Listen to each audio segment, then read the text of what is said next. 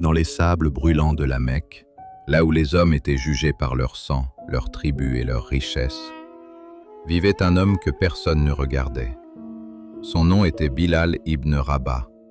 Il n'avait ni palais, ni armée, ni nom prestigieux, seulement des chaînes. Né loin des grandes familles de Quraysh, fils d'une femme abyssinienne, Bilal marchait dans les rues comme une ombre. À cette époque, un esclave ne possédait même pas son propre souffle.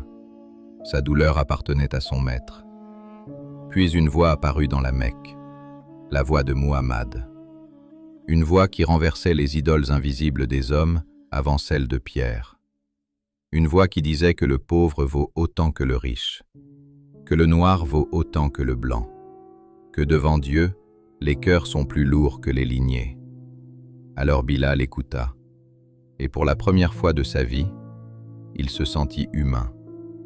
Il embrassa l'islam en silence. Mais la vérité, même murmurée, finit toujours par atteindre les oreilles des tyrans. Quand Umayya ibn Khalaf apprit la nouvelle, sa colère fut immense. Comment un esclave osait-il choisir sa foi?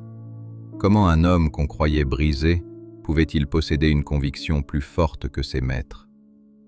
Alors le désert devint une scène de supplice. À midi, lorsque le soleil transformait le sable en braise, on traînait Bilal hors de la ville.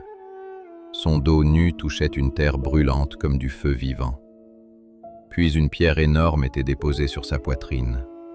La roche écrasait son souffle. Autour de lui, les voix hurlaient « Renie Muhammad !» Mais Bilal, les lèvres fendues par la soif, répétait seulement « Ahad, Ahad, unique, unique ». Ce n'était plus un mot, c'était une montagne. Les coups tombaient, le soleil frappait, la douleur déchirait son corps. Pourtant, au milieu de cette mer de cruauté, un homme sans pouvoir devenait plus fort que toute la Mecque. Car il pouvait posséder son corps, mais pas son âme. Et tandis que les puissants riaient autour de lui, le ciel, lui, retenait son nom. Puis vint Abu Bakr al-Siddiq. Son cœur ne supporta plus cette injustice. Il racheta Bilal et lui rendit la liberté.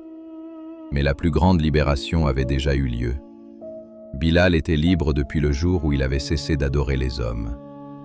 Les années passèrent, l'islam grandit, et un matin, dans la ville de Médine, le prophète choisit Bilal pour accomplir une mission immortelle. L'ancien esclave monta pour appeler les croyants à la prière. Alors sa voix s'éleva dans le ciel. « Allahu Akbar » Et l'histoire contempla un miracle silencieux. L'homme qu'on écrasait sous les pierres était devenu la voix de toute une civilisation.